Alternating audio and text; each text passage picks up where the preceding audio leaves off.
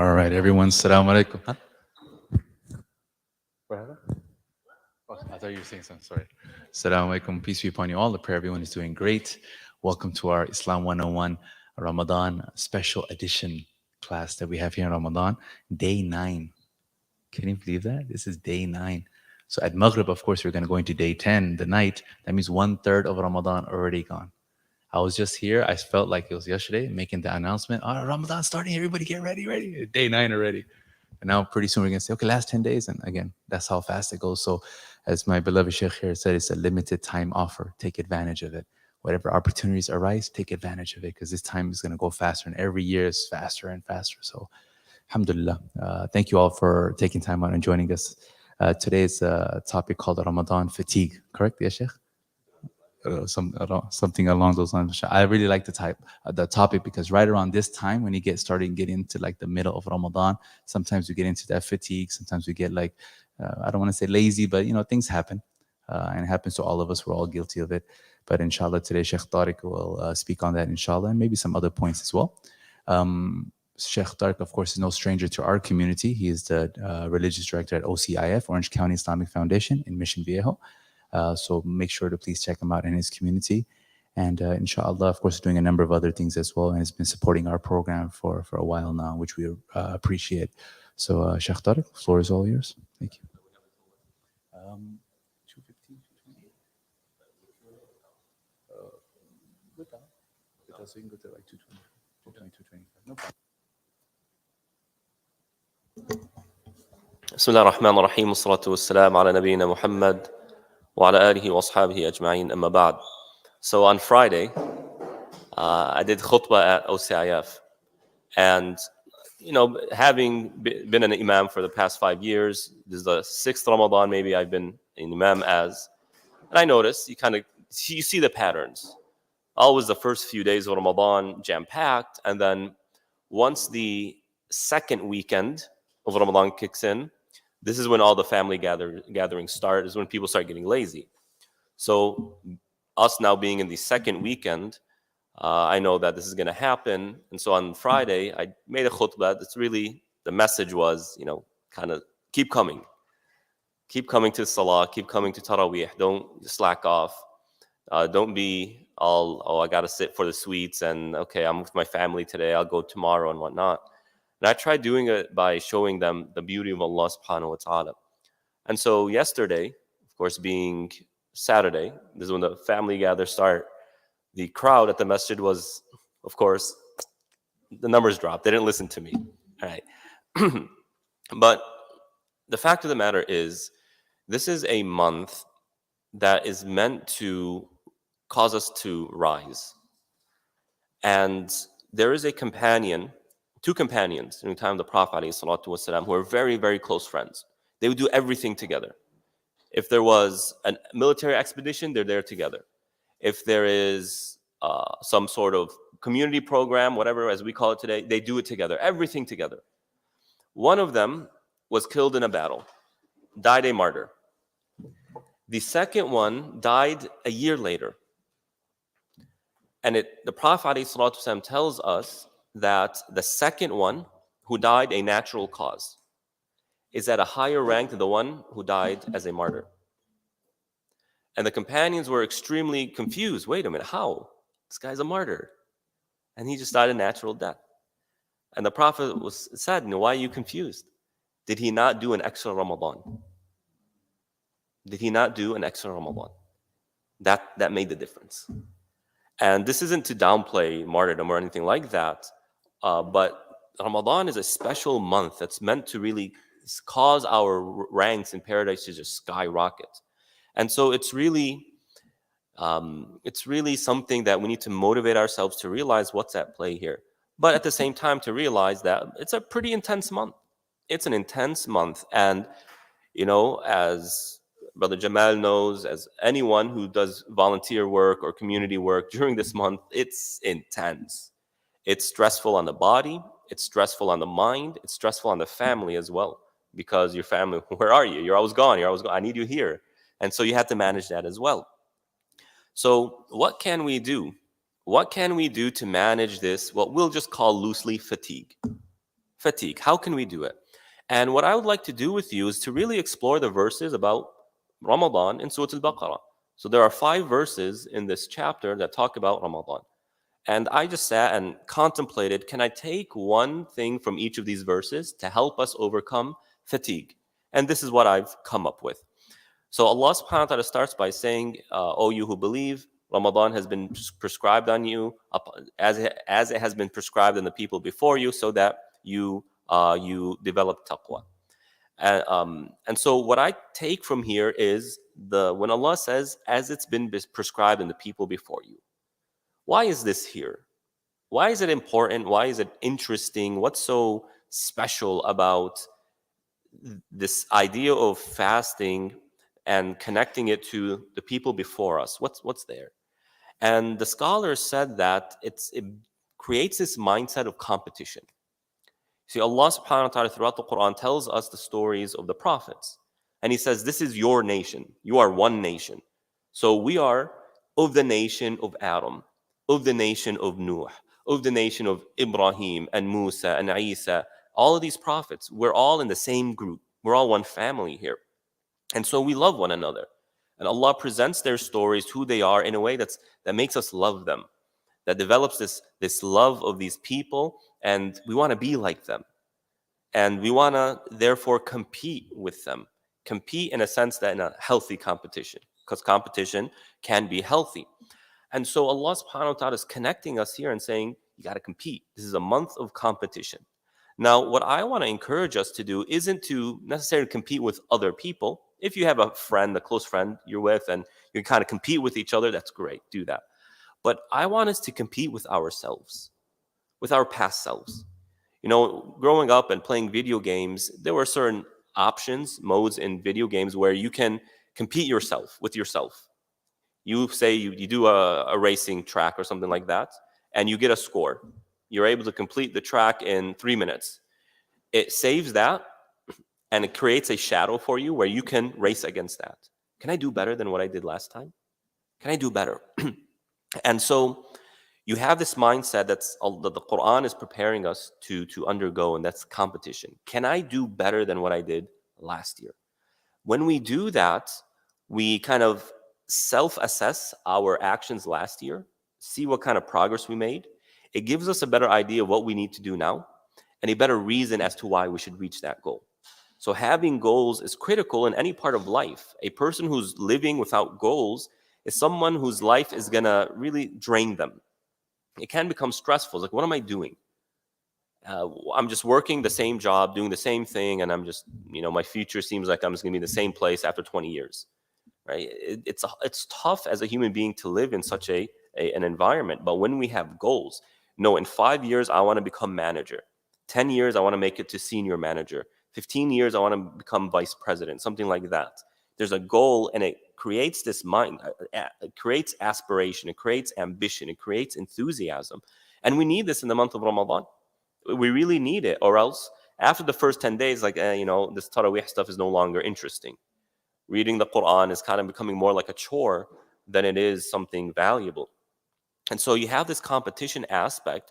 And then although this starts trickling into the next verse, it's also a limited time offer. Allah in the next verse says, Ayyam and ma'dudat. It is a few days. And something I love to do is whenever I want to understand a concept better in Islam, I just Google the psychology of that thing. Psychology of fasting, the psychology of charity, the psychology of limited time offers. I mean, there's an entire branch in psychology called industrial organizational psychology that studies marketing, literally how they can exploit your mind to make more money off of you. It's literally what it is. And so when you look at it, what does psychology say about these limited time offers? Why do these companies have limited time offers?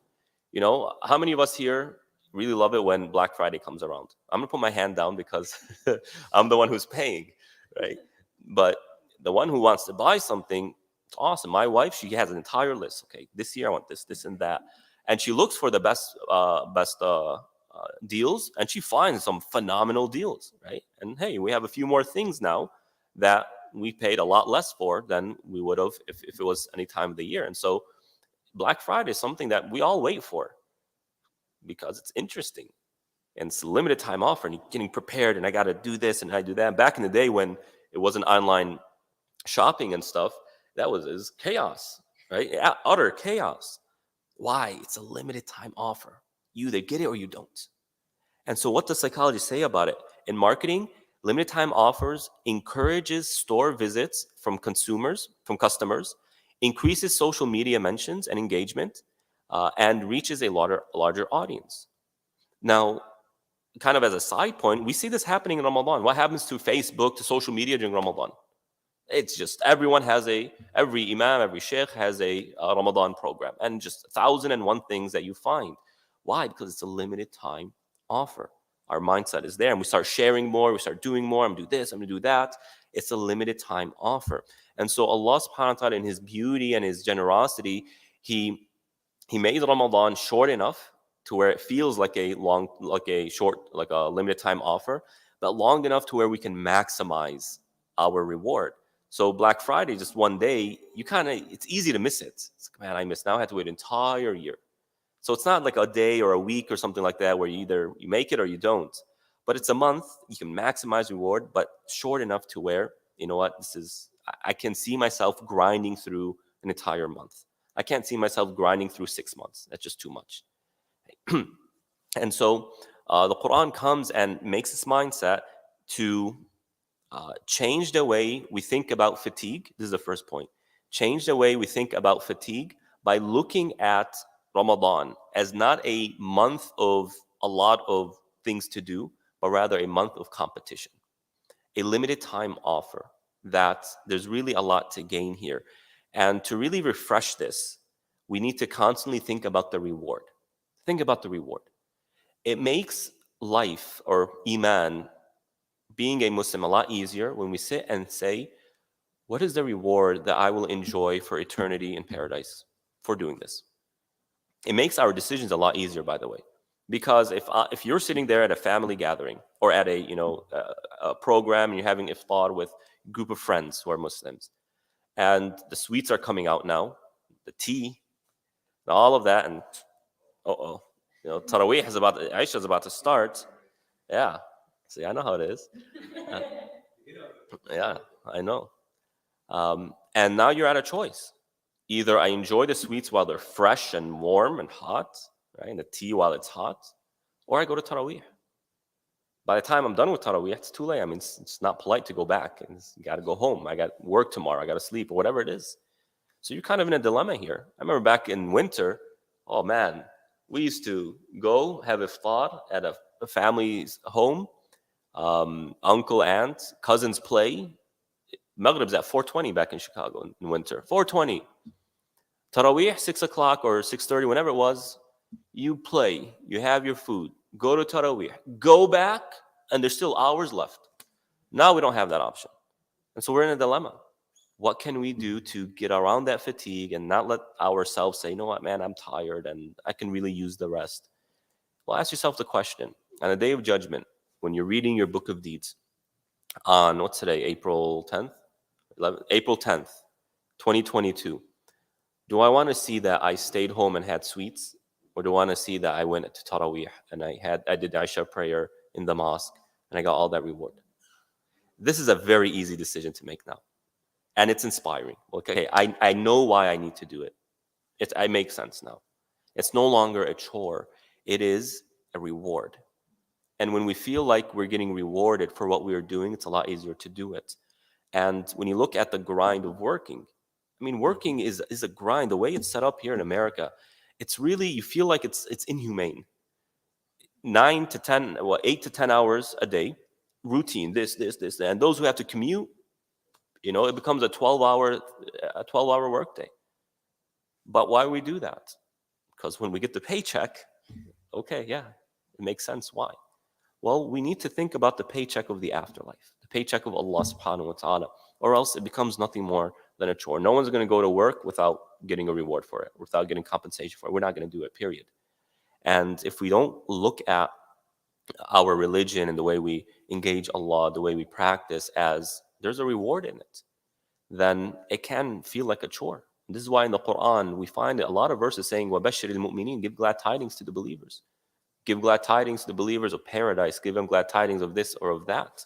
Well, it's part of our human psychology. We need this, or else we simply don't. We can't continue. So the first point is change the way you think about the month from a month of kind of a task and a burden, a grind, to a month of competition, a limited time offer to get a lot of reward. Going on to the next verse, Allah subhanahu wa ta'ala tells us, يُرِيدُ اللَّهُ بِكُمُ الْيُسْرَ وَلَا يُرِيدُ بِكُمُ الْعُسْرَ. Allah wants ease for you. He doesn't want difficulty for you. He's mentioning this in the verses about Ramadan. And he also, in the same verse, فَمَنْ كَانَ مِنْكُمْ مَرِيضٌ أَوْ عَلَى سَفَرٍ فَعِدَّةٌ مِنْ أَيَّامٍ أُخَرَ. If you're traveling or you're sick, you can go ahead and break your fast and make it up another day. He wants ease for you, doesn't want difficulty for you. So the point of Ramadan isn't to put this mountain of work on our shoulders to just suck us dry. It's not like fundraising where the fundraiser is trying to take every penny out of you. This is not what's going on here with Allah subhanahu wa ta'ala. Allah wants to give you things, and He wants to give it to you in an easy way. This is beauty. Allah is beautiful. He engages us with beauty.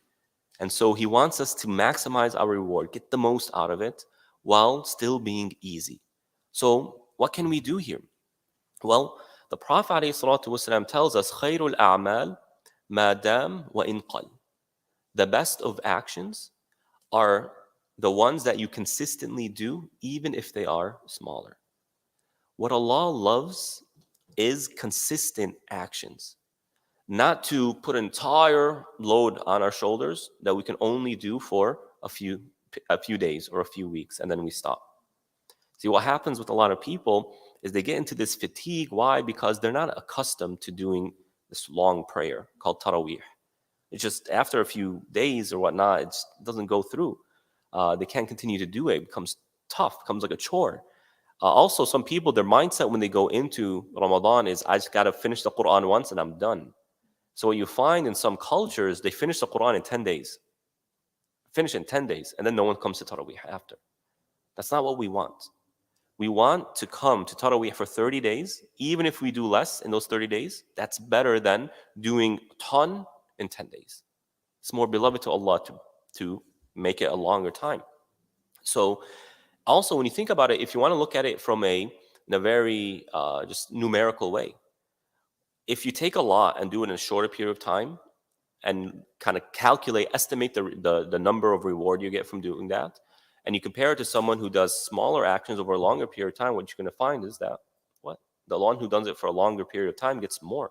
This is even an investment and saving up.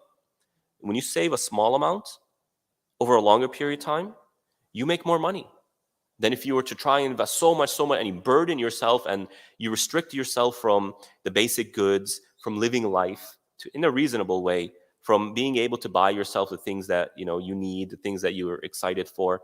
It's more than just products. There's a psychology behind it. And so the best actions are the ones that you can do consistently. So Allah subhanahu wa ta'ala is telling us, look, He wants to give you this reward in Ramadan while you're at ease, and give it to you in an easy way. He doesn't want to burden you. And so don't burden yourself. So what can we do? How can we maximize our reward in this type of frame? Small but consistent. Well, I have some recommendations for you. Well, the Ramadan, of course, is the month of the Quran. So we have to have a relationship with the Quran. If you know how to read Arabic, great. Read some every single day. Read a little bit every single day. If you can read 5 pages, 3 pages, 1, whatever it is, read it. You can't read in Arabic, but you read it in English. Go ahead and read it. It's still a relationship with the Quran. Right? It's still a relationship with the Quran. You don't have time to read. You're busy. Your schedule is so jam-packed, you don't have time. But I'm sure in your jam-packed schedule, you're going places. You have chores to run. You have a commute to do. Turn on YouTube. Find a tafsir course. A course or videos that explain the Quran. Now you have a relationship with the Quran. Let's say you have a 30-minute commute. You get 30 minutes a day with the Quran. You do that over 30 days. That's a lot of reward. So one, you want to have a relationship with the Quran, read it, in whatever way you can. Do it in a way that is reasonable to your schedule. Do it consistently. And by the way, another aspect here, the psychology is so huge in this. When we do too much and it feels overburdening, not only do we eventually cut off from doing it, we also no longer enjoy doing it while we do it. It becomes more like, I can't wait till prayer is done. I can't wait till I'm done reading my Quran. That's not the relationship we want. In fact, that's a problematic relationship with our religion. We want to feel the beauty of what we're doing. And if it means doing it smaller, doing it less, but feeling that beauty, that's way more important than doing more. And as the companion said about Abu Bakr, he said he didn't surpass us in how much he did. He didn't do some like crazy amount of good deeds, but something in his heart. When he did what he did, he felt the beauty in it. He loved doing it. It's not about how much he did. It's about the quality of what he did. So reciting the Quran and whatever he can. Number two, dhikr, remembrance of Allah subhanahu wa ta'ala. Dhikr is the best act after the obligatory acts. There's so many ahadith. I don't have time to get into it because time is of the essence. But remembrance of Allah is so unique, so important, so full of reward, but so easy to do. Literally, wherever you are, whatever you're doing, you can do remembrance of Allah. You're shopping, you could do dhikr of Allah. You're sitting at home looking at the wall, you could do remembrance of Allah. You're dead tired, you can still do remembrance of Allah because it requires literally no energy. It doesn't require a certain context, it doesn't require a certain place, a certain time. It doesn't require any of that. All it requires is for you to move your tongue a little bit and say some very easily sayable words.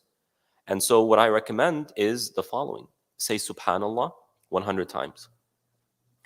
Alhamdulillah 100 times. La ilaha illallah, the Shahada, 100 times. Allahu Akbar, 100 times. And Astaghfirullah, 100 times. If you didn't have time to write all that, just remind me after, inshallah, I'll say it again. These are 5 forms of dhikr that I'm sure we're all familiar with. You say 100 times each, that's 500 times. And in the month of Ramadan, as many scholars said, reward is multiplied by 70. You do this every single day. This takes, by the way, 5 minutes. Literally 5 minutes. You do this every day in Ramadan for 30 days. It takes you 5 minutes. Your reward, if we just kind of estimate here, is about 1 million hasanat, a little more than 1 million hasanat. We're doing something so simple. It's not about how much you're doing. It's about the quality and the consistency of what you're doing. And by the way, that's bare minimum. Because if there's more quality, you're feeling that connection to Allah while you're saying these things, then you get more and more reward. It's multiplied a lot more. So those 5 things, and again, if you didn't have time to write it down, just remind me after, I'll say it again. A third thing we can add, and I'll touch more upon this in a little bit, is dua, making dua, asking Allah. Dua is an act of worship that you get reward for doing it. You get reward for doing it. And so again, I'll touch upon this a little bit later in 2 points down. So these are simple actions that we can do, that we can easily manage. And when we manage our day, it reduces that fatigue. Now it's okay, I'm doing simple things that are not going to drain my energy. I can do it every single day. So we're managing our stress, our workload in this day. As Allah says, يُرِيدُ اللَّهُ بِكُمُ الْيُسْرَ. He wants to manage what you're doing. He wants it to be easy and light upon you. So we do that. So that's the second point. The first one was change the way you view Ramadan as being a month of doing a lot to a month of competition, limited time offer, and a month of reward. Number 2, reduce the stress of the workload by focusing on smaller things but more consistently. The third thing, as we go to the next verse, Allah subhanahu wa ta'ala says, شهر رمضان الذي أنزل فيه القرآن هدى للناس وبينات من الهدى والفرقان. The month of Ramadan is the month in which the Quran was revealed. It was sent down. And it is a month of guidance, a month of making things clear for us, a month of differentiating what is good and what is bad. In other words, this is a month of beauty. The Quran is beautiful. The feeling of fasting, breaking fast, is beautiful. The feeling of participating in community acts of worship is beautiful. Everything about Ramadan is beautiful. The forgiveness of Ramadan, beautiful. The answering of dua, beautiful. Allah subhanahu wa ta'ala opens the doors of paradise and closes the doors of hellfire and chains the devils. All of this is beauty. It's a month of beauty, And so what we can take from here when it comes to managing that fatigue, reducing that fatigue, is focus on the beauty of what you're doing. Focus on the beauty. Yes, sometimes you had a long day at work and you're praying Taraweeh and you're standing up, and you might feel a little bit tired. And now our mind starts focusing, man, my legs feel tired. Ugh, I can't wait till he's done. Pause right there and say, let me focus on the beauty of the Quran, the beauty of what I am hearing. Hopefully the one reciting has a nice voice. It makes things a lot easier, right? So focus on the beauty of what you're hearing. Focus on the beauty that, as reverts to Islam, I've accomplished something. I'm actually here. I'm doing this. And what I'm doing is so beautiful. Focus on the beauty that you've come to see in your life as a result of becoming a Muslim. Focus on the beauty, because when we see the beauty, it makes things easier. When I came out here to California, I drove from Chicago to California, 30-hour drive. And from Chicago to Denver, that was my first day. I mean, it's nothing more than flatlands. Boring. Very boring. And so you kind of looking there, man, when is this going to end? 15 hours driving that first day. Boring. But once I hit Denver to here, it just utter beauty. I didn't feel the time, because every corner, literally every corner, there's something beautiful there. And so look at the difference here. When there's no beauty to focus on, it becomes very straining. But when there's beauty everywhere and every corner, I can't wait to see what's next. Literally, I remember I recorded my drive from Denver to here. And every time I wanted to stop and take a picture, I'd go around the corner, I see something more beautiful. Oh my God, what the next corner? Every time I wanted to stop the recording of the video, something beautiful comes. I didn't want to stop. And so if we can practice that in this month, the beauty of what we're doing, then it takes away that fatigue. It's no longer a chore. This is how I'm re-energizing myself. It becomes my form of re-energization. This is how the Prophet was, alayhi salatu wassalam. This is something we can aspire towards. Whenever he would be upset, stressed out, something's bothering him, what would he do? He would go and pray. As he said, جُعِلَتْ قُرَّةُ عَيْنِي فِي الصَّلَاةِ. The cooling of my eye is a phrase in the Arabic. Like the apple of my eye is praying. That's how I would relax. Right? Now, maybe we're not there, but it's something that we can definitely work towards. Learning how to extract the beauty of this month so that it's no longer a chore that we're doing. It's no longer like, okay, I feel pressured to go because if I don't go, then I feel guilty. Or if I don't go, then, people will say, where were you and whatnot. And, that's not the relationship we want with this month or with Allah subhanahu wa ta'ala, but rather I am going because it's beautiful. It's beautiful. I feel that beauty. So that's the third point. The fourth is we go into the next verse in which Allah subhanahu wa ta'ala says, وَإِذَا سَأَلَكَ عِبَادِي عَنِّي فَإِنِّي قَرِيبٌ. If my servant asks about me, tell him I am near. أُجِيبُ دَعْوَةَ الدَّاعِ إِذَا دَعَانِ. I answer the one who calls upon me if they call upon me. The fourth way we can reduce that stress is, the fifth or fourth, what are we on? The fourth, is by talking to Allah subhanahu wa ta'ala. In psychology, one of the ways of reducing fatigue is to talk about your fatigue. Go talk to someone else. You know how when we feel bottled up and, oh my God, a lot of things are bothering us, and then we talk to someone and all of that seems to just kind of come out, and then we start saying, why was I bothered in the first place? What was wrong? We all have this, right?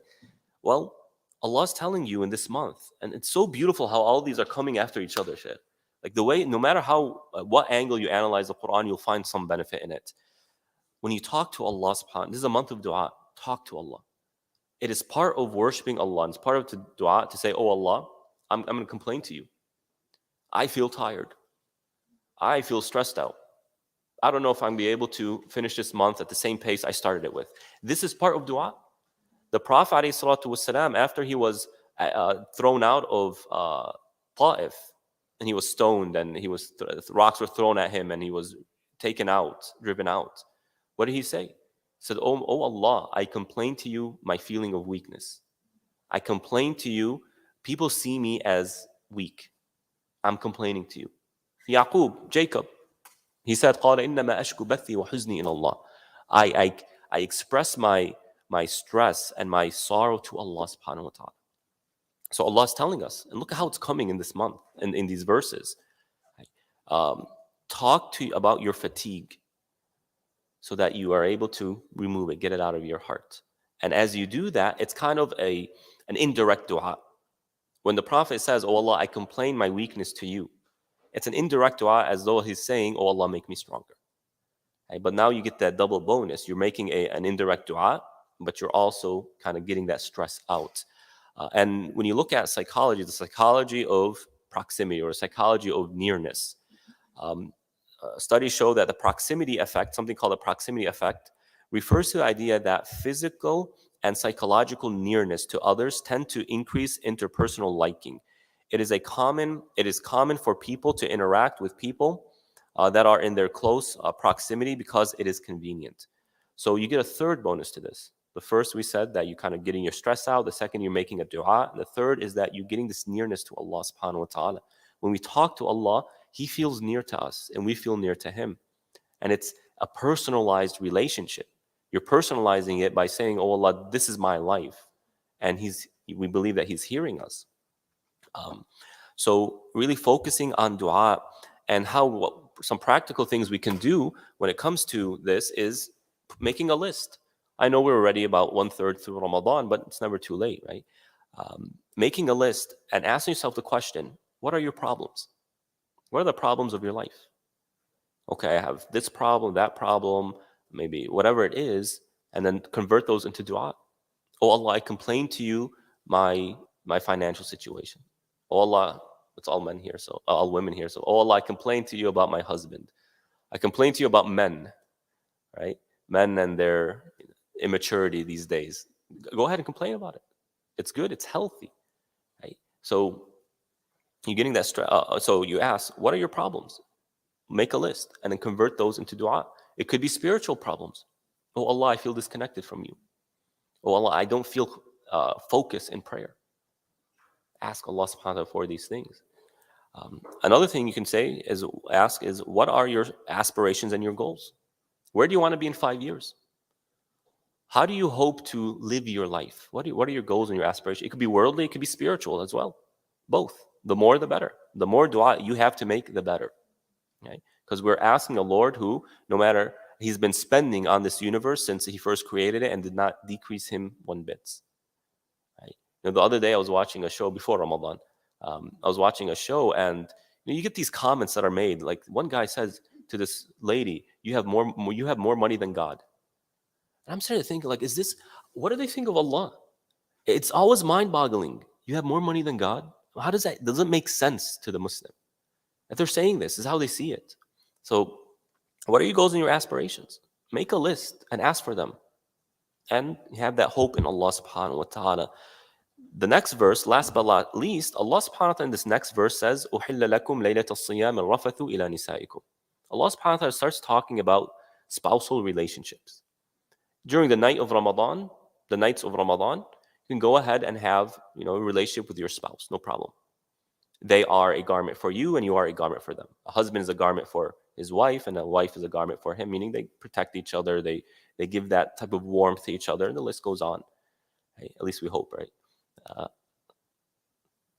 Sorry, I kind of I lost my chain of thought there.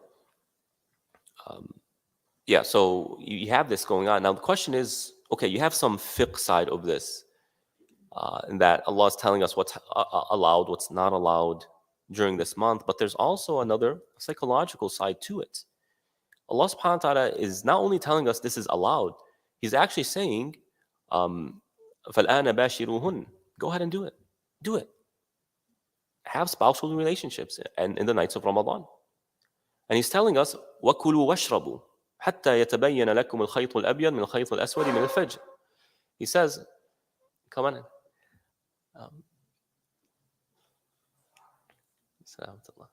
Allah's telling us, eat and drink until Fajr. You know how they say party until, right, till the sun comes up? Allah subhanahu wa ta'ala is telling us, eat and drink until Fajr comes. Go ahead and indulge yourself, entice yourself, do it. Telling us, look, we are limited in how much energy we have. And doing these things re-energizes us. The other day, Ramadan is very, a lot, very jam packed for an imam. And yesterday, when I was coming home, I'm like, man, I just want to watch something on TV. I want to do it, right? I want to do it so that I can rest and regain my energy. You see, this is the mindset. What does this do to what this very recreational activity, so to speak? It converts it into an act of worship. Because when we do something for the purpose of energizing ourselves so that we can do worship, that becomes an act of worship. So the fact of the matter is, we can't sit there praying all night and just doing worship all day. That's not the purpose of Ramadan. The companions, when they were fasting, they continued to work. They continued to live their life. And so it's as though Allah is telling us, look, yes, it's Ramadan. It's a month of competition. You really want to do a lot. But you need to have things to kind of revitalize yourself. And that's part of the process. So part of managing fatigues is taking breaks. But what's beautiful about the way Islam is presenting it is that when you take a break to regain your energy so that now you can go and worship, that break becomes an act of worship. Right? So as the Prophet teaches us, an hour for you, an hour for Allah, and an hour for your family. Right? Now, what we want to do in Ramadan is the hour for ourselves, we want to make it into an hour for Allah subhanahu wa ta'ala. But the hour for our family, we want to keep it, as this verse is telling us. Eat and drink. He's not saying you as an individual eat and drink. He's saying you all, as a kind of group, eat and drink together. You have a spouse, engage her. Engage him. You have children, play with them. Regain your energy by taking a break. Right? Also, Allah subhanahu wa ta'ala, and I mentioned this. So these are the 5 things that we have. Let's review them. Number 1, change the way you view Ramadan as a month of doing a lot into a month of competition, a limited time offer that's meant to really acquire a lot of reward. Number 2, manage your day to reduce that stress and that fatigue. And we mentioned finding those small acts of worship, easy acts of worship that you can do consistently every single day. Number 3, focus on the beauty of the month. Number 4, talk about your fatigue to Allah subhanahu wa ta'ala. Mention, oh Allah, man, this Taraweeh is really getting to me. Help me. All these is getting to me. Help me. And finally, last but not least, take breaks. But take breaks with the intention of revitalizing yourself, re-energizing yourself. And I hope that these 5 things will be of benefit to you all during the rest of this blessed month of Ramadan. And I ask Allah subhanahu wa ta'ala to accept from each and every one of us. Ameen ya Rabbil Alameen. Wa sallallahu ala nabiyyina Muhammad wa ala alihi wa ashabihi ajma'in. All right, Sheikh Tarik Atta, Religious Director of OCIF Orange County Islamic Foundation. All these acronyms, right? IIOC, ICOI. Oh, it took me a year to get used to them. Yeah, sure. Oh, yeah. So that drive. So I'm just curious. You drove, so because you're from Chicago, right? Before it's been about 5 years. You said 5 years, yeah. 5 years. So when you went from Chicago to Denver, it was just plain lands, flat lands, right? Saw a few cows. A lot of cows. You go cow tipping? No, I'm just joking. No, cows and windmills and stuff like that. Of course, no worries. So, all right, perfect. Thank you so much. So, of course, the topic was revolving around overcoming the Ramadan fatigue. Right around sometimes in the midst or in the middle of Ramadan, we go through this, as how Sheikh Tarik explains. So, excellent. Thank you so much. So, let's open up the floor for any Q&A based on the topic, or I don't know if you're open to anything else besides in Ramadan. Sure. If you have any questions regarding Ramadan, fasting, all that good stuff. So, Sister Lila?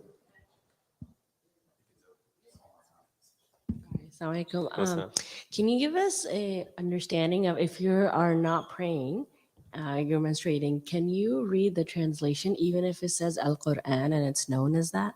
Sure, yes, you can, because as soon as the Quran is taken out of its language, it's no longer it loses that sacredness. It's a book written by a human being that's meant to translate what Allah is saying. So it's not sacred anymore. But even if a sister is in her cycle, she can still recite the Quran. She can read the Quran. Just don't touch the letters. So from the side of the corners of the pages, she can flip, or on her phone as well. This is the fatwa of many scholars. Yeah. It's not a question. It's more of a comment. Yeah, sure. Okay. So when you were talking about Number three, the beauty of kind of extracting beauty from the acts of worship that we're doing. I think I was praying that away like last week, and my feet were hurting a lot. And I thought about the Prophet sallallahu alaihi wasallam and how I had heard many times before people speak about how when he would stand in like really long prayer that his feet would even get swollen, and that popped into my mind. And it's kind of weird because my feet were like really hurting pretty bad, but when that thought popped into my head, I was like it made me enjoy the pain. Yeah, because you that feel like weird? the Is Prophet. that- No, it's not weird at all. You Yeah. feel like the Prophet. Yeah, I felt like my feet were hurting, Sorry. but the Prophet used to stand in prayer and his feet were swollen, and so I felt like I was enjoying it because Mhm. he popped into my mind. Very normal. Very normal. Yeah, and then I'm really grateful that you did this talk because I had been feeling really guilty about not being home. My parents work a lot, so at times when they're home, like when they're not working, and I'm not there, I feel kind of guilty, and I was feeling guilty leaving my house today because I was like, oh, they're home, and I haven't been home for all day, I'm gone. So, but I was kind of thinking the same thing, like this is a really like important time of year. It only comes once a year. Like I was trying to like calm myself down, like it's okay, like it doesn't come that often. So I really appreciate this conversation we had today. Alhamdulillah. Thank you.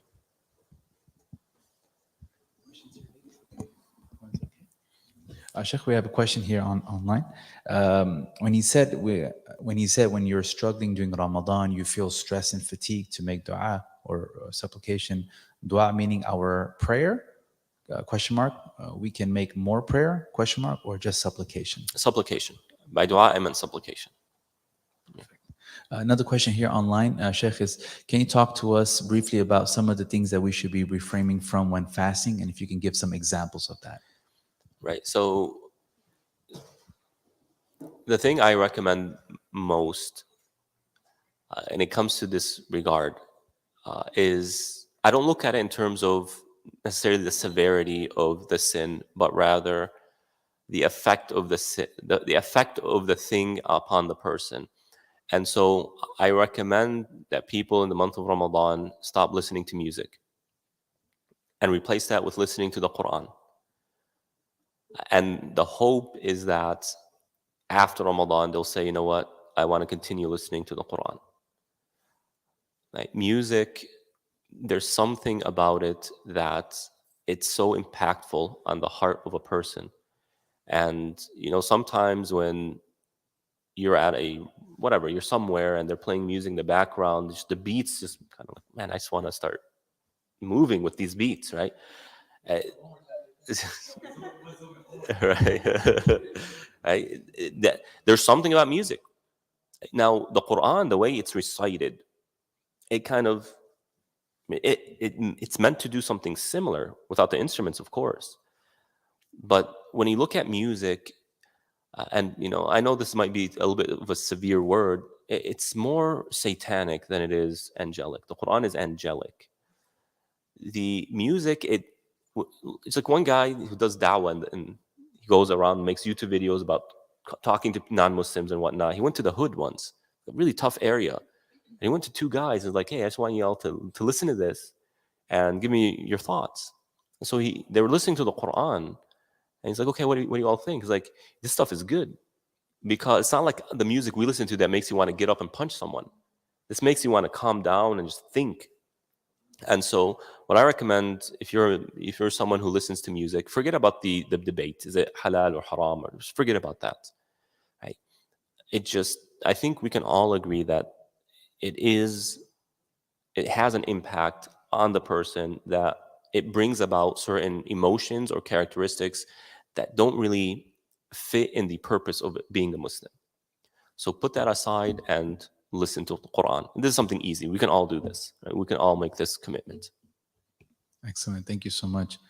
Next question here, Sheikh, is I have a major arts event on April 30th, and I'm worried about fasting and my fatigue during that day, do you have any advice for fasting on a day of heavy activity? Put your trust in Allah. By then, I mean, that's like the last day of second to last day of fasting. Your body should be used to it by then. And arts, you mean like drawing or? I'm not sure yet. So, just don't think about it too much. Have that positive opinion of Allah that He's going to give you the strength to get through it. And don't let your mind drain you and your fear drain you. Say, you know what, this is with Allah subhanahu wa ta'ala, and just don't think about it. You'll be okay, inshallah. They clarify, so martial arts. Martial arts. Martial arts, yeah. A competition, he said? I'm assuming it's a competition, probably, yeah.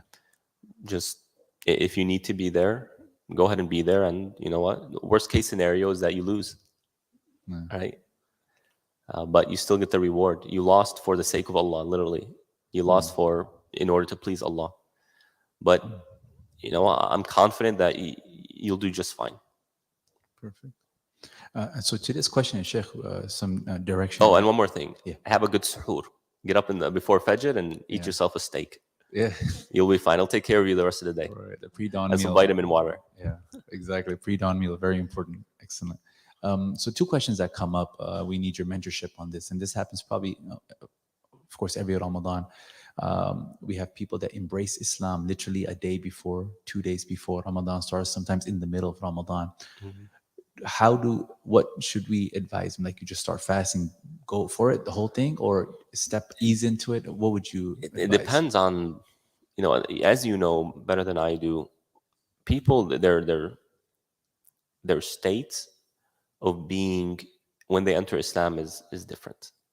Some people, and the reason why they come into Islam, or what brought them to Islam, these reasons differ.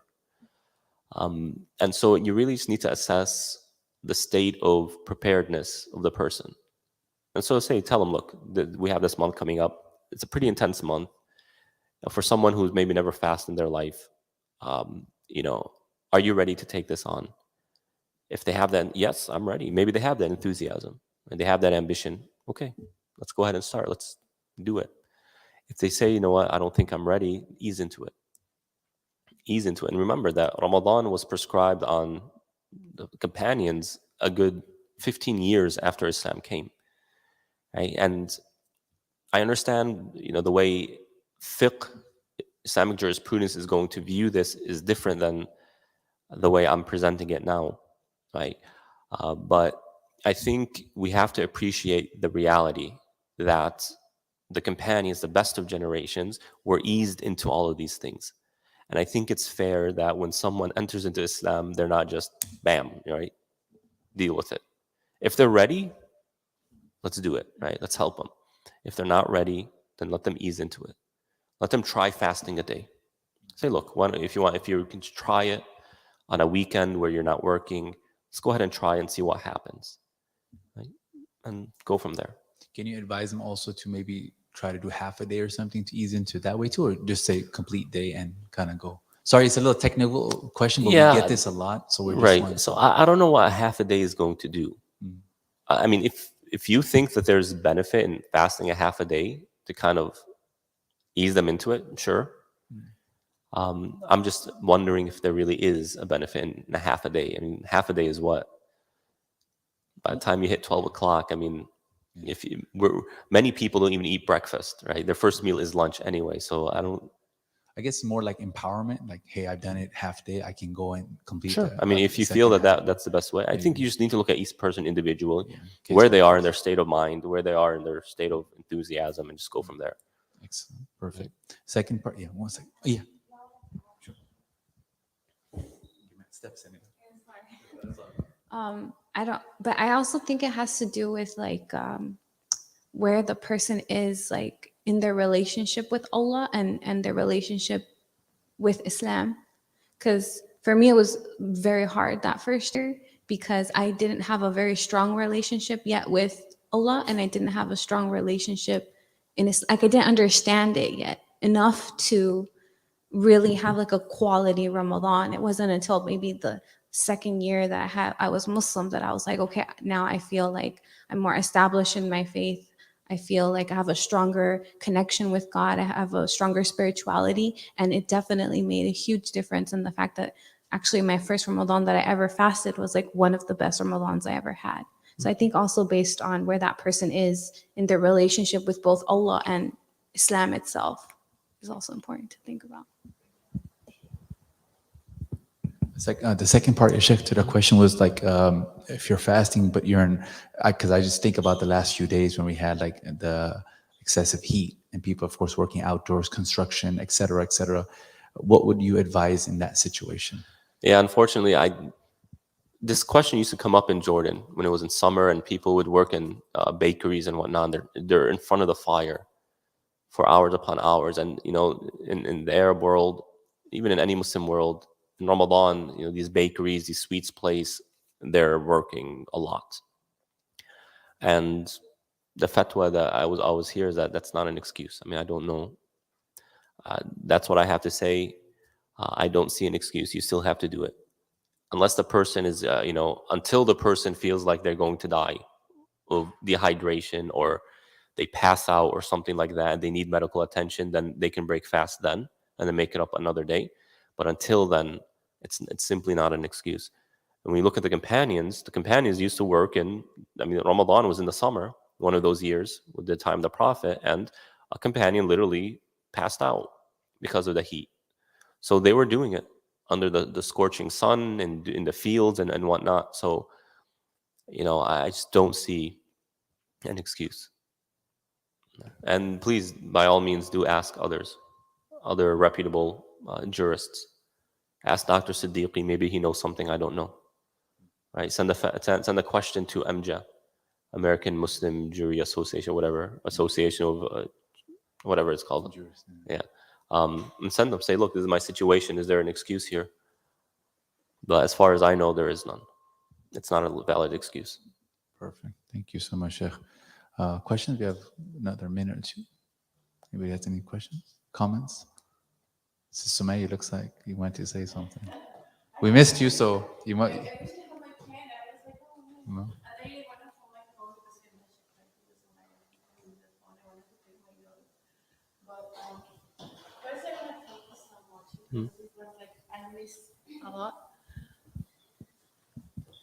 Assalamualaikum. Alaikum assalam.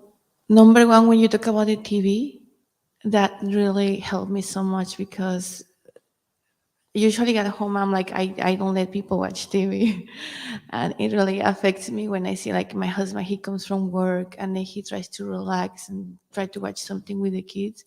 I don't join because I feel like I'm wasting my time. So what you say, it really is gonna change my way of dealing at home, inshallah. If I may add something to that, it's a big mistake of parents to not watch what their kids are watching. Big mistake. Parents need to know what their kids are watching and should sit with their kids and watch their shows with them. It doesn't have to be the entire time. You can sit for 10 minutes and then have a discussion. Ask them, why do you think that they did that? What do you think that means? What do they mean by that? And have a conversation. Look, Disney, Marvel, these high-end movies, right? They're instructing your kids. They are. And they do it in brilliant ways.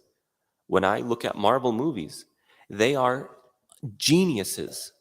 And I'm not exaggerating. Right? I'm not someone who's easily impressed by like thoughts and how people present their thoughts and ideas. They are geniuses. And now you have a Marvel series coming out about a Muslim girl who's a superhero. Right?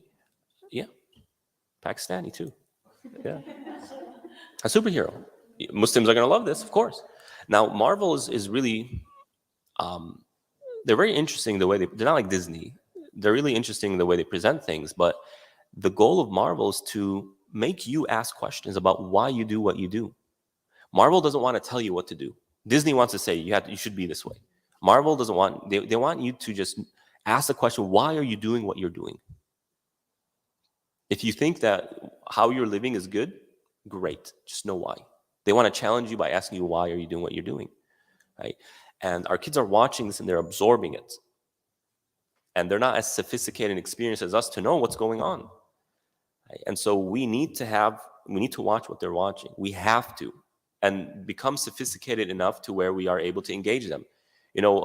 One individual said he's having this conversation, and a parent says, we don't have time to look up the how to talk about atheism.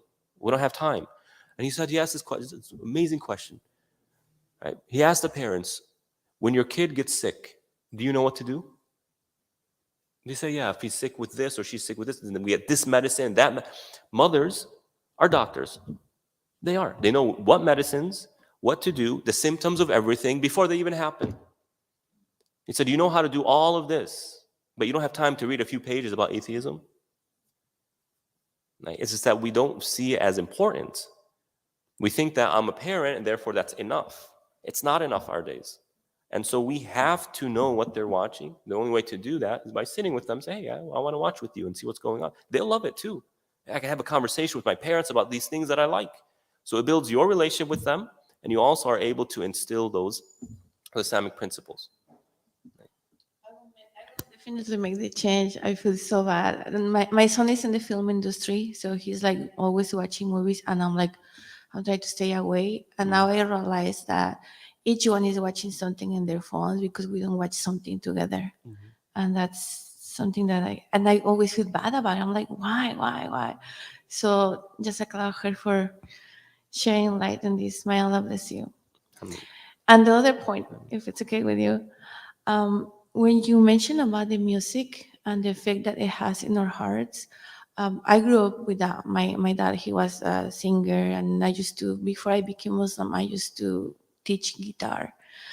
And when I hear like, just change the Quran, like do Quran instead of music, I couldn't get it at the beginning. But now I'm trying to study, and I'm trying to study like the points of articulation. And it goes back to me, the guitar. I'm like, we have a built instrument. Like if you see like each point, it comes from different part of your throat, your mouth. It's like a music, but way better. It's like you could really enjoy it. Like you don't really need music at all if you put your attention in the Quran. I just wanted to share that. Thank It's you. truly amazing. It is amazing, subhanAllah. I didn't think of it that way. Shaykh, sorry we're taking so much of your time. A few more questions my online, if pleasure. it's okay. Again, sorry I didn't get a chance to welcome everybody online. Thank you all as well for taking time out. Question here, ya Shaykhna, is your fast accepted if your menstrual cycle comes a few minutes after you break your fast? What if it came before and you didn't realize it until you made wudu, the ablution? So if a sister fasts the entire day and Maghrib comes in, right, and then her cycle starts, her fast is accepted. If it begins during or before Maghrib, then it breaks the fast, right? And then she'll have to make it up later, even if it's just 30 minutes before Maghrib time. I know it kind of sucks, like, hey, but this is something I've been kind of wondering about. It's a question that came to my mind, and it seems like Allah subhanahu wa ta'ala wants women to kind of spread out their acts of worship more so than men. So it's like, okay, you kind of do part of Ramadan in Ramadan and you do part of Ramadan outside of Ramadan. And I'm wondering if that's really, I'm kind of noticing something, if there's something about it. I don't know. But I think there's just a unique way Allah subhanahu wa ta'ala engages women when it comes to worship that's slightly different than men. And so although it kind of, I fasted all these hours and then it's broken because of something that's not even in my control, right? To really appreciate why that is. I don't know what the answer is. Maybe the sisters can ponder upon it. I'm sure there's some studies in that regard, but I thought I'd just at least pose the question. Yeah. I want to just get your thoughts on something that I think we heard, that for the sisters, of course, when it's that time of the month, for them to then refrain from fasting is actually they're in a state of worship, of ibadah, because they're submitting to God by saying, you know what, God says not to fast when I'm on, Yes, that's 100% correct. Yes. Right. So it's like it's reward there as well, because right. Perfect. Do we have a question? Celia? No, I just kind of wanted to tag on to what you were saying. It kind of reminded me of how you were saying how good deeds when they're spread over a long period of time, there's a little bit more significance in that. So maybe it's something like along that route. Sure. Yeah, I don't know. I mean, we can be creative in the answer. Allah Ta'ala alam. Also, tagging along to kind of like her comment, so before converting, I was Catholic, and I participated a lot in like the Catholic choirs and stuff. And so that's one of the things that's kind of like difficult for me, because I got like really used to worshiping with like music and stuff and singing. Um, and I really want to like learn how to like recite Quran, but like where can I start? Or Yeah, the Quran Institute here, right? They do that. So you can check out the Institute of Quran here. I hear a lot of good things about Sister Badia. She's an excellent teacher, and so you can definitely look into that.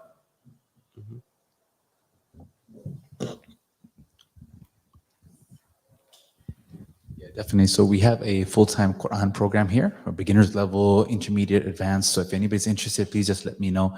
And by the way, on that note, we actually have a Quran competition in Ramadan, different categories. One of the categories are for our new Muslim brothers and sisters or reverts to Islam. So I think it'll be really nice. And I'm sure they can provide a mentor to help you as well to learn the chapter that they select. And I'll talk more about it. So if you guys are interested, I would reach out to Quran@iioc.com, Quran as in Nancy, Quran@iioc.com, inshallah. Last question here, Ya Shaykh. What is your advice for new parents in balancing parenthood and worship? To realize that parenting is a part of worship. So raising a child who retains Islam is much more valuable than praying 2 rak'ahs, just for praying 2 rak'ahs. Right? That we have this responsibility in our times that's quite unique in terms of human history. Throughout human history, just being a father or a mother brought enough authority to where the child listens. I mean, just okay. Why do you listen to your parents? Well, because they're my parents, right? You don't ask that question. Today, that stuff doesn't work. It doesn't work, and nothing is reinforcing. In fact, everything is trying to dissemble that. Again, going back to Disney, one of the common tropes of Disney movies, Disney shows, is that parents are silly. They're stupid. They don't know what they're doing. They're just in the way of the child. And this is what our child looking at. It's like, why should I be a Muslim? Why is it important to be a Muslim? And the parent's response is, because I said so. It doesn't work. Back in the day, it worked. Today, it doesn't. And so to realize that our children have a right over us, and that is to guide them to paradise. And to realize that that is part of being a Muslim. It's part of our responsibilities that will be questioned about in front of Allah subhanahu wa ta'ala. And so once you fulfill your obligatory acts, 5 daily prayers, Ramadan, giving your zakat, and all that, the next most important thing should be your children, right? And of course, these obligatory acts, we want to kind of combine it with our parenting to where, hey, we're praying dhuhr now, let's all pray together and whatnot. So don't see it as an issue of how do I balance between these two, but see them as these two are one thing. My duties for Allah and my duties toward my children, this falls under the same umbrella. Thank And you. by the way, I'm doing my Ramadan program is about the Muslim family. 10-minute videos you can see on OCIF YouTube, OCIF TV on YouTube. I think you might enjoy, inshallah, if you're a parent. Definitely. Thank you so much. Sheikh Tarik from OCIF, Orange County Islamic Foundation, the Mosque there, Mission Viejo, the religious director there. Sheikh Tarik, thank you so much for a beautiful talk. Thank you so much for answering our questions and being available for this session. And brothers and sisters here on site and guests here and online, thank you all very much for taking time out. So a few announcements. Please be patient with me. I just want to make sure everybody's on the same page. The first thing is, please remember our daily iftar, the meals to pick up to break your fast. Even if you're not fasting, if you're a new Muslim or considering Islam, I want you to still take part in that, our revert family. So that's, remember, every day. Alhamdulillah, from all thanks to Allah. Sunday to Thursday, I'm just going to repeat myself just to make sure we're all on the same page. I know it can be confusing. Sunday to Thursday, we have drive-through style picking it up your meals. So like today, in a few hours, we're going to have the meals here, inshallah. So, and that's open. All you have to do is just sign up. I think we might have 2 or 3 slots still available for today. So if anybody's interested and you haven't signed up, please go ahead and sign up.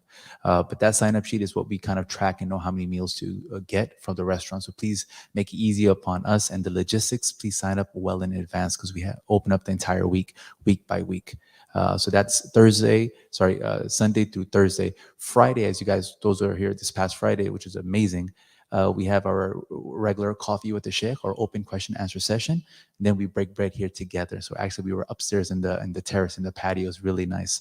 That's Friday on site, and then Saturday is our community iftar. Yesterday, which is sponsored by the mosque, if you will, and people that have donated. So literally 7 days, all days are covered. You don't have to worry about cooking or purchasing anything. Please give us the honor of that, inshallah. All we ask is that you sign up. The other thing is. Our Fast with the Muslim event. As you guys know, we've been marketing this or informing everybody. Alhamdulillah, all thanks to Allah, we're completely full at the moment. So we're not able to take any more registrations. So I want to thank everyone that's signed up, all the guests that have signed up, and the volunteers that are helping out. So thank you all very much. I appreciate that. The new Muslim Quran competition is going to be Sunday, April 17th. I hope everyone gets involved with this. This is really nice. It's brought on by the Quran Institute. Again, Sunday, April 17th, it's going to be chapter 105, Al-Fil. Chapter 105, Al-Fil. That's the chapter that's dedicated to our new Muslim or revert family. Again, if you need help with the pronunciation, how to go about it from the beginning till the end, I'm sure they can provide some mentorship. All you have to do is just email them at quran@iioc.com, if that's okay. This coming Friday, as Shaykh Tarik was saying, it's a very busy schedule here at the mosque, specifically for the Dawah and the new Muslim department.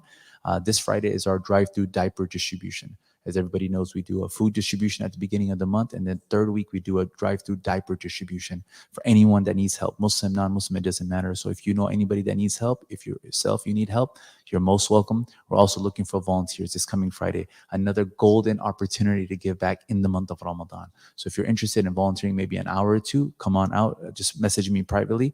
It'll be at 3:45 this coming Friday. So after the Friday sermon by a little bit, 3:45, we're going to meet here. We're going to get everything ready, and then you see the people come, and we distribute the diapers and wipes. We might even have some food for that as well.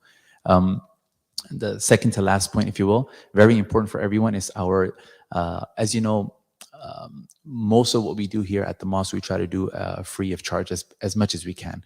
But there are, of course, going to be expenses attached to that. So at least once, if not twice a year, a few times a year, we have fundraisers to help us to sustain the operations and the programs and the services that are happening. So this coming Saturday, I need everyone to pencil this in, please. It's going to be our online Dawah department fundraiser. So these classes, the diaper drives, the food drives, the iftars, all these different things that one is trying to do, the tours, the presentations, we're going to have a fundraiser online. It's going to be, I'll send the link out. We're going to be live on YouTube and Facebook. So it's going to be Saturday starting at the 16th, Saturday, April 16th at 2 p.m. online. I'm going to get that link out. All you guys have to do is just join us. If you can support us by donating, that'll be great. But just for your support online will be great. So if you guys can join us and get the word out for us, the flyer, I hope, God willing, and the link should be out by, if not today, tomorrow. But just pencil in this coming Saturday, April 16th at 2 p.m. online, inshallah. Not here on site, but online. So we'll love your support for that, inshallah.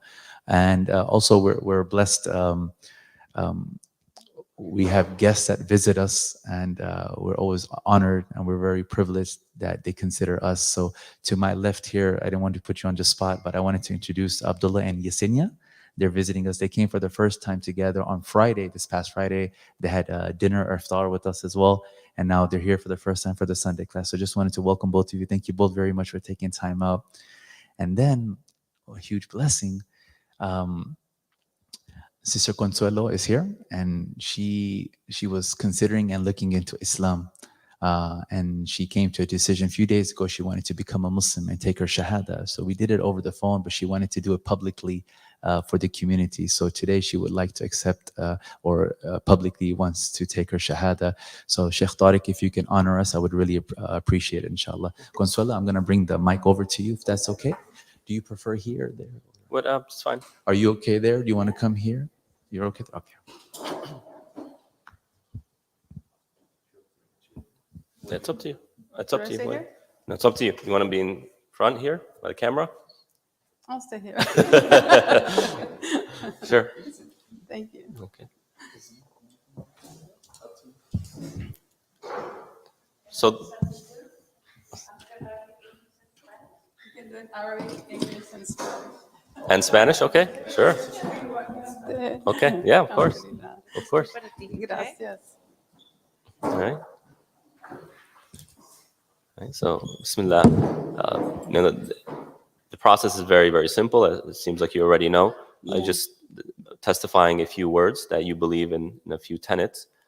Anyone really can do this. It doesn't require a religious leader, so to speak, to do it. So, but I'm privileged to at least say these words with you. So, which language would you like to start with? In Arabic. In Arabic. Yes. Okay. So, just repeat after me. Ashhadu Ashhadu an an la la ilaha ilaha illa illa Allah Allah wa ashhadu wa ashhadu anna anna Muhammadan Muhammadan Rasul Rasul Allah. Allah. Which language next? In Spanish or English next? Atestiguo que no hay otro Dios digno de ser adorado más que Allah.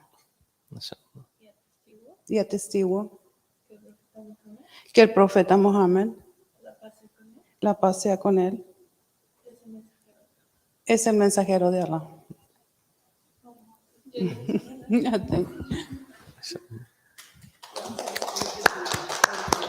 Thank you, everyone. Thank you. Gracias. You're welcome. Well, congratulations. Welcome to this beautiful religion that is about a beautiful God who sent beautiful people, who we call prophets, to teach us a beautiful message, to beautify our own lives, to beautify this life for us and beautify the afterlife for us. Islam is a endless treasure, and it's open to anyone. And it's about how much the person wants to dig in. The more you put your hand in, the more you throw yourself in, the more you're going to get out of it. It's endless, literally endless. Islam is a realistic religion that deals with real life.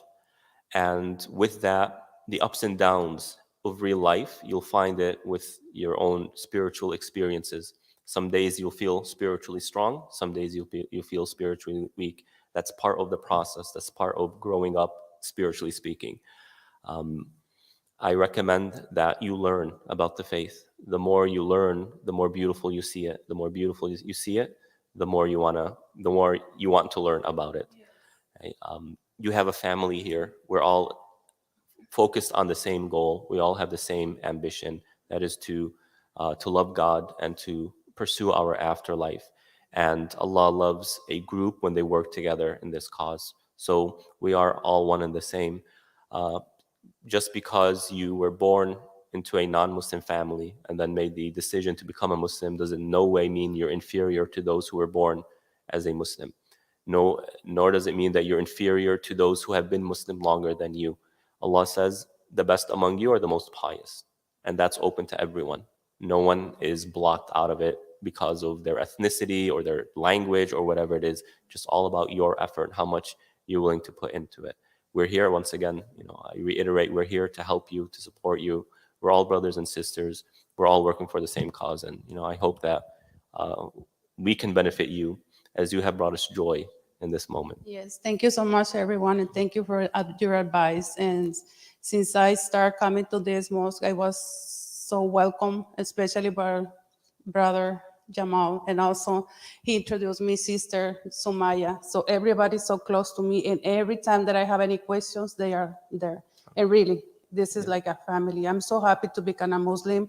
And I took my Shahada like a couple days ago, and I said to Sister Somaya and Jamal, you know what, I don't know, something is asking me to go inside of the mosque and retake it. So today is the day, and I'm so happy. And I know there's a lot to understand, to learn, but I have the people close to me that I know that they're gonna help me. We're here. And it's not easy, especially with my family, I you know, when you're not Muslim, because everybody start to pointing you, saying a lot of things, especially today. I told my daughter, you want to go with me? She's 21. And she says, yeah, let's go. She's like, okay. But when we're driving, she said, you know what? I don't want to go with you. Take me home. I was driving like 15 minutes. I said, why? Let's go. You can stay. You don't have to do anything special there. Just wait for me. I said, no, I don't want to go. And I told Sister Sumaya, I'll be there at 1. So I have to go back home. And I said, please, Allah, help me. I want to be on time, but I'm going to take my daughter back. So I think that's a sign that somebody don't want me to come Muslim. So I said, no, I'll be late, but I'll be there. So I'm so happy. And thank you, everyone, to having me here. You're welcome.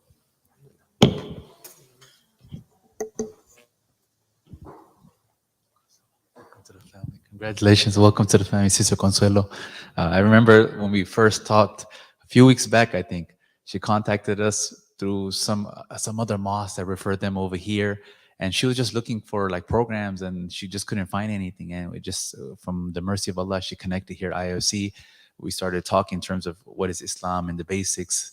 And then she came to class, and then alhamdulillah, Sister Sumaya, I'm sure is helping as well. So it's a blessing. So I encourage you all, please, there's there's many people out there that might know a little bit about Islam, a lot about Islam, but the fact of being in person and connecting with one another is a whole different experience, right? So let's do our best, inshallah. So may Allah bless you all. Thank you all for taking time out. Sorry we went a little bit over, but it was a special occasion, right? So if everyone can help me out, we're gonna actually, on the sister side, we're gonna keep the tables. We need those tables, just the chairs we're gonna put away. And then these 4 tables and chairs we'll put away.